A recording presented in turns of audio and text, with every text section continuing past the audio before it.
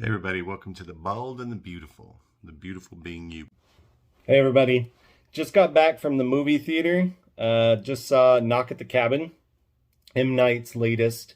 What I had seen on the internet was that this was supposed to be his return to form, that he was back in his directorial heights, so to speak, and was really like capturing something again, like he did with The Sixth Sense and Signs and The Village, some of his earlier work, when maybe quote unquote he was the most inspired, depending on who you're talking to.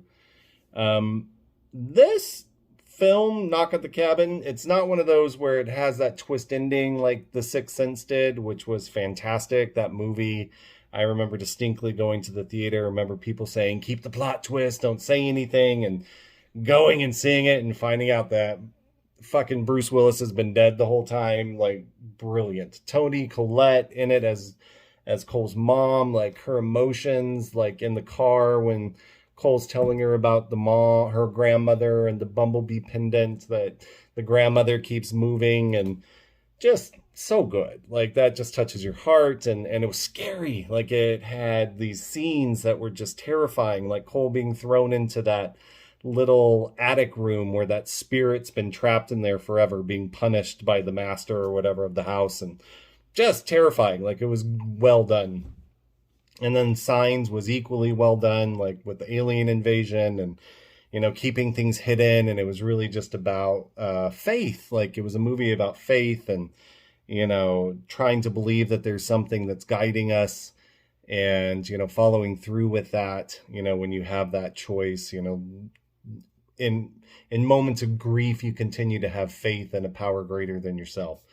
And that was cool. Like, that was profound. These had really good messages. So, seeing on the interwebs, on the word on the street, that this was supposed to be a return to form, I kind of went in hoping for something more than what I ended up getting. It does have, like, in terms of visuals, like, M. Night creates this beautiful tapestry of shots. Like, he always puts the characters here kind of in the corner, and he has this, like, wide view kind of off to the left or the right, and then just the setup and the music and just his framing were all very unique and very much him, and created a lot of mood. Like, there was a lot of atmosphere and intrigue with what was going on. I enjoyed, and there's spoilers in this, so if you don't want to know what happens in this movie, please stop watching or watch it and then come back. That'd be great. Anyway, so it was difficult. It was a difficult movie to watch. As a gay man, anytime that there's a gay character, a gay family, it becomes uncomfortable for me. And I'm always concerned about, or I have a tendency to be concerned about, the fanboys, or people's reactions, and the homophobia that continues to exist in our world, and how these kinds of portrayals are still punished by a lot of people just for existing. And it's frustrating, and it's, growing up in that kind of atmosphere, when that was the atmosphere, like, that was pretty much it. Like, you did not see positive portrayals of gay people, let alone relationships in anything. And so what was amazing about this movie, what I enjoyed about this movie, was this juxtaposition between a gay couple, a family with their adopted daughter, and this religious story that's taking place about the four horsemen of the apocalypse, and this punishing God that's going to force them to sacrifice themselves and one member of their family in order to prevent everybody from dying.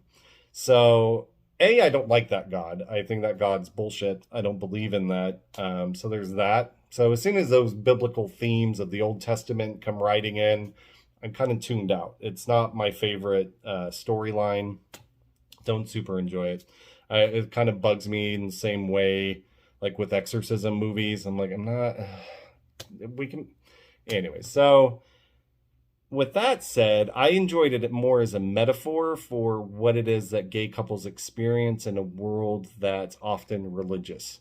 and what it asks a gay family to do in terms of sacrificing themselves or their own happiness, or oftentimes what, like, say, a person does when they're in the closet, how they will sacrifice themselves and sacrifice their own happiness in order to meet society's standards, often built out of religion.